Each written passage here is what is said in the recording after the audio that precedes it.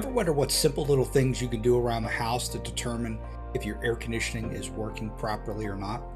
Well, besides it just not being hot or cold enough, that's what we're going to talk about today. We're going to show you the four top things that you want to focus on that could help you determine if there is a problem with your system and potentially some possible solutions.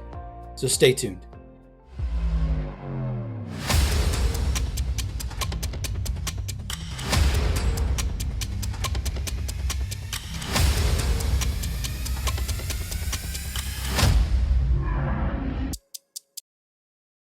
If you like what we're talking about today, don't forget to click that subscribe button. Go ahead and give us that thumbs up.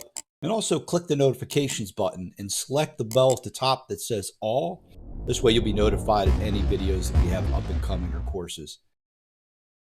Hey, welcome to ProCalcs University. I'm Tom Platania, and today we're going to be talking about some of the four things that you may have issues in your home, how you can realize that you have an issue, and what some of the possible diagnostics or possible reasons that these things happen.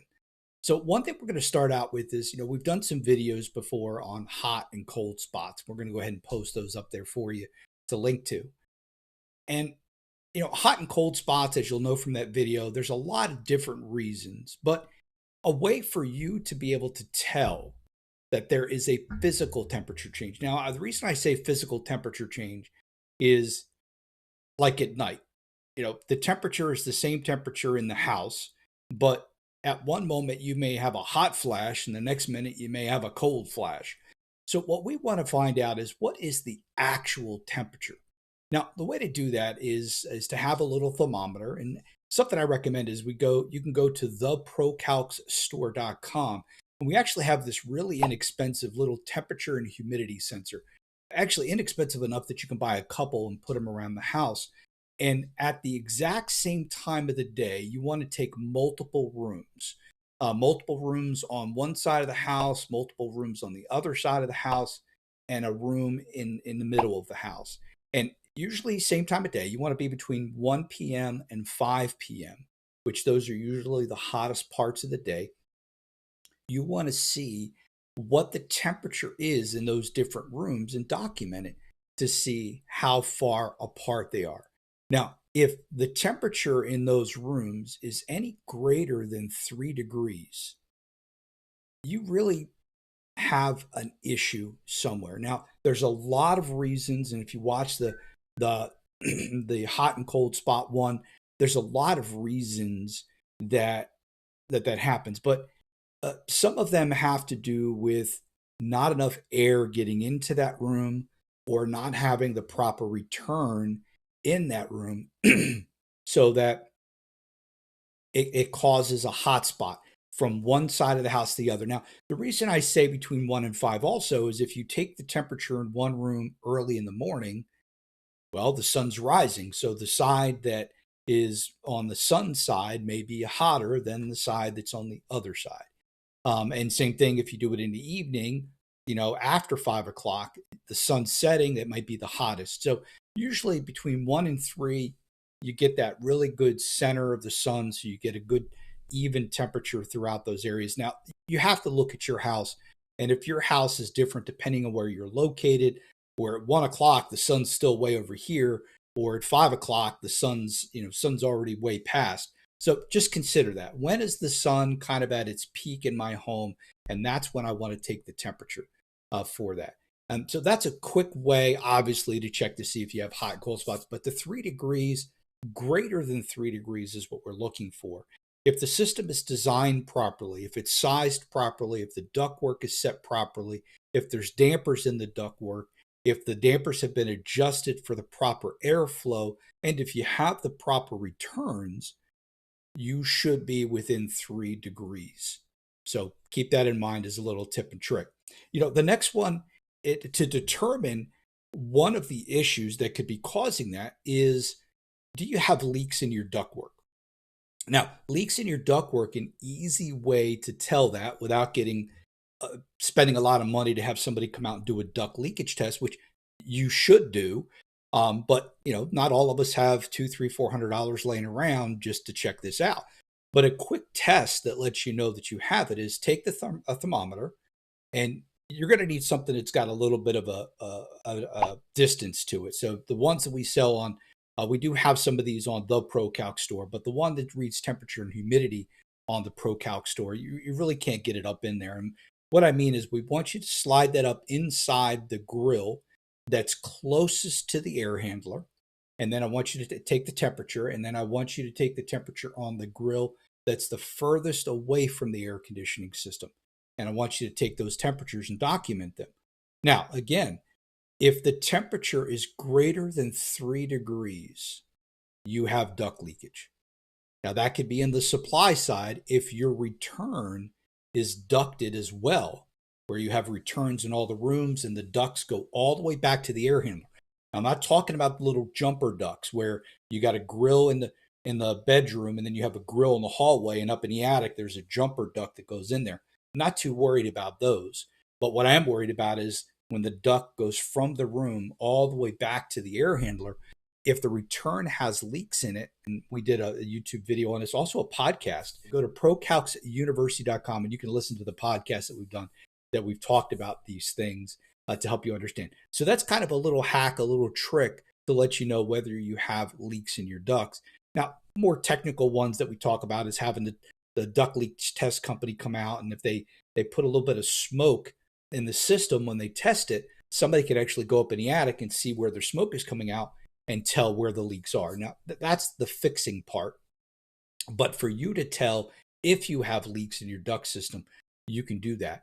Now, if you have the time, you can do it in all your vents and check the temperature difference, because you may have one, even though it's not the furthest away, you may have one that's in the middle that has major leaks in that branch duct or that trunk line going out there that is causing that one section to be more leaky than one that's furthest away. So maybe checking the temperature through all the grills if you have the time, but usually the furthest away and the closest are the two best ones. But if you have time, go ahead and do the rest of them, and that'll help you to get understanding if you have leaks in your ductwork. Now, here's another one that we deal with, and we actually are dealing with this with one of our big builders that we do work with, is the air handler noise. Now, obviously, you're going to know if the air handler is noisy. You know, when you have to turn the TV up when the air conditioner comes on, that's too noisy. There's a problem. Now, my experience, most of the time, the air handler is noisy because the return on the air handler is too small. So what's causing that is if it's too small, the motor is ramping itself up, depending on the air handler type. It's ramping itself up to overcome the restriction of trying to get air. It's like you putting a straw in your mouth. You're going to breathe harder. And if there was noises, you'd be, sucking air through there. You're going to make more sounds than if you have a nice, slow, smooth breath. So going and finding that and listening for that noise and then looking, okay, do I have a return duct? If you have a return duct, there's a good chance that the return duct is too small, and that's what's causing the air handler to be noisier than it should. There used to be a joke, about the train air conditioners, that they sounded like a train. Well, that's any air handler can sound that way. But what we found when we went out to most of the homes is that the return was undersized, causing the motor to work too hard and make that louder noise. The RPMs went up and it made that louder noise. Now, another thing that can cause that is if your air handler is inside your house and it's in a closet, and maybe it sits right on a stand and it's wide open underneath and they got tile floor, or it's in the closet, maybe it's on some kind of a stand, but it's right next to a wall where the return grill is. So it's only a foot from the blower. Well, when that blower comes on, because there's nothing there to dampen the sound, you're going to hear that air handler when it turns on, even though it's got this big wide open air handler or space that the air handler is sitting on. You're going to hear that motor. Now, some of the other reasons that can cause that is it being so close is having too small of a return grill.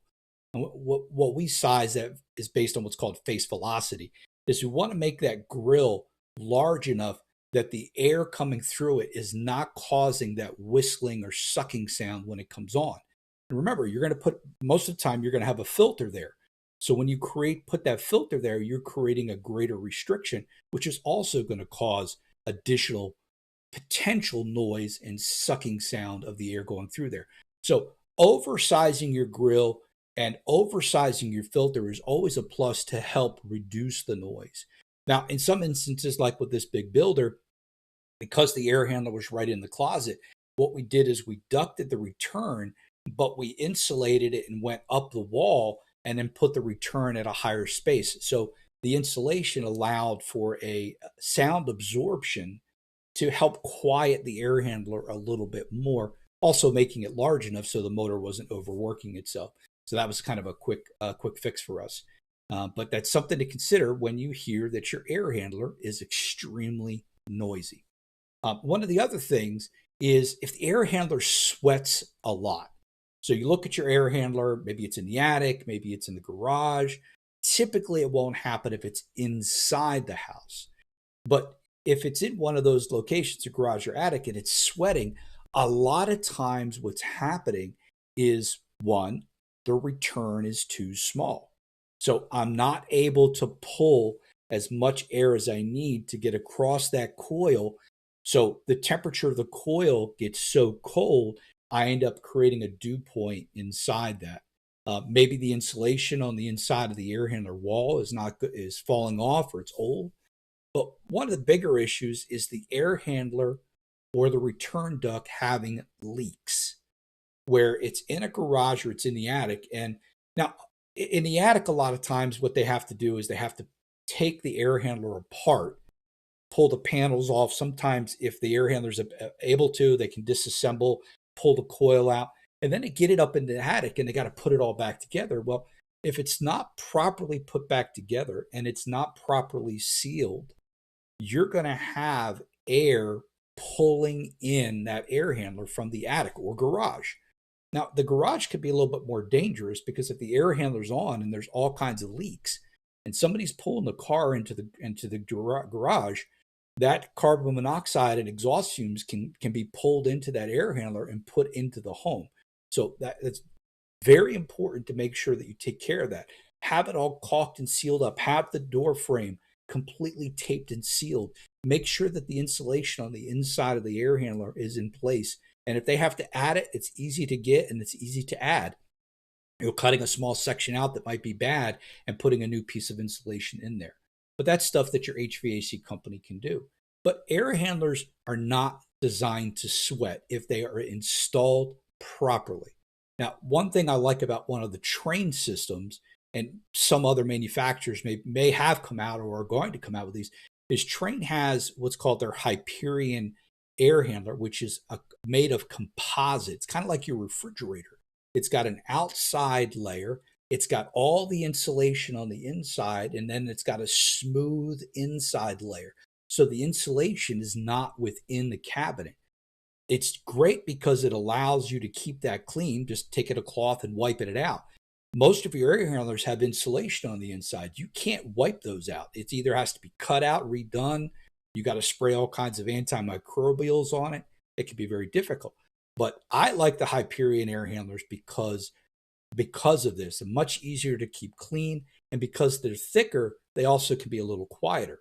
And one of the other pluses about the Hyperion air handlers is they are a positive pressure air handler, which means the blower is at the bottom of the air handler. In most air handlers, when you look up at the bottom, the coil's there and the blower's at the top. So what's happening is that blower is pulling air through. So if you have any cracks or leaks in the doors, no matter where the air handler is, it's going to be pulling that in before it pushes it into the duct system. With these Hyperion air handlers, what it is the blower is at the bottom. So the cabinet is pressurized. So if there are any little leaks and gaps, it's actually pushing the air out. So pushing the air out helps to keep that outside elements, carbon monoxide and things of that nature, from getting into the system. Now, there's some other little minor things that can happen, but those are some of the biggest reasons that your air handler could sweat. And the last one is kind of a cool little thing is when your air conditioner is running, go outside, and you probably all have done this. You're cutting the lawn or you're walking around outside, you see your outside condenser running, and you put your hand over top of the condenser. Well, when you do that, because of how the air conditioning system works, the air coming out of the top of that condenser should be warmer than the regular outside air around it.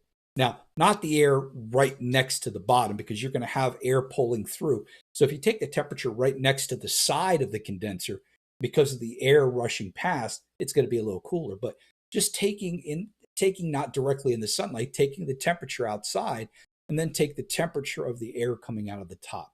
Now, I don't know of a specific temperature difference because it all depends on how hard the air conditioning system is working, condenser is working at that moment in time. The temperature of that air could be a little hotter than other times, but it should always be hotter than the regular outside air because it's pulling heat from inside the house, bringing it through the refrigerant, and that fan motor is pulling it out of the coils from outside and dumping the heat outside. So that's why it should be hotter. Now, if you feel it and it's colder or the exact same temperature, there are numerous issues that could be happening. But some of the bigger ones is the compressor outside may not be running, because if the compressor's not running, it's not pumping the refrigerant, it's not creating that motion, and it's not going to be causing heat to come out of the coil and the fan. That could be one. Another one could be that the system is not charged properly, that you don't have the right amount of refrigerant. Typically, it would be undercharged, not enough, and you could have a leak, or maybe the AC company that came out just didn't charge it properly. That could be another case. So that could be another issue. Some of the other issues that could be is that maybe the air handler is not properly running inside. Maybe the fan's not running properly, or the coil's not working, or maybe it's just not running altogether. But usually the condenser has a safety device that if it runs for a period of time, the compressor will force the system to shut off. If those devices are properly working. If they're not, you end up burning out the compressor, and now you have bigger issues. So every once in a while, when you're outside and you're walking past the condenser, or just make it happen to just kind of walk out there, put your hand over top of it, and you'll notice different times of the day that the air coming out is hotter or cooler than other times, but still always warmer than the outside temperature. Okay, so I hope these just quick little tips and tricks or ideas for you as a homeowner to be able to check yourself out, to make sure that you don't have any issues, or that you don't have to pay somebody hundreds of dollars to come out and tell you the same thing, that you're buying a $15 thermostat, you can stick it up in there and you already know what the issue is. Just a matter of somebody coming out and fix it. And don't forget to go to theprocalcsstore.com, where you can find some of your thermostats and filters, and we're adding new components every week. We're adding new stuff to there based on suggestions from clients and consumers and just people who subscribe to our YouTube videos, which, by the way, if you've taken this time to watch this, I'm not charging you for this, but my fee is you making sure that you click that subscribe button, give us that thumbs up, and then go ahead and make sure you turn the notifications on, so that when we do upload these, and we're doing our best to get these loaded every week. But hey, we run a business, we have lives, we have kids. Well, that's probably the biggest one. So sometimes things get in the way, but we're going to do our best to make sure that we're sending good educational videos. If you have anything that you'd like us to talk about, go ahead and put it down in the comments section, so that my team and I can get it together and create a video to help better educate you. There's things out there we know you want to know. And even if it's something that you really don't want to ask the question and you don't want people to see it publicly, go ahead and email us at tom@procalcs.net, and we'll be happy to answer that and go ahead and create a video especially for you. So thanks a lot. I hope everybody's having a great new year. 2023 is going to be, no, it's not going to, you're going to make 2023 the best year ever. Take care, folks.